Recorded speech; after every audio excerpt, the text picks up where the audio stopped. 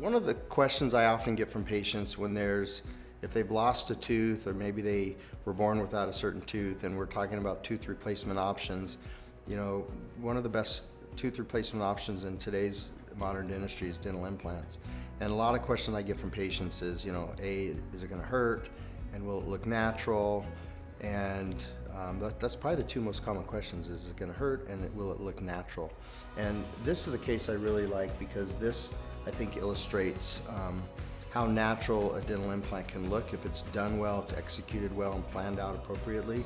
And if I scroll forward here, and if you zoom in here, what we treated was just the front 4 teeth with some porcelain veneers, and one of them's an implant. And if you look really closely at each of these teeth individually, you'd be hard-pressed to determine which tooth is the dental implant and which one is the natural tooth. And so it's very important that to get an outcome like this, it's important that there's a lot of planning that goes into this. This is not just something that just happens or that you can get this result just any place. It takes a high level of detail, artistry, and following scientific principles in order to get the kind of outcomes that we get here in our practice. And this is just a great example of someone, I think, that came in and with a missing tooth, and we were able to take their smile. That was, she had spaces, and just in a conservative way, adding some porcelain veneers and restoring the dental implant gave her a smile that she's proud of.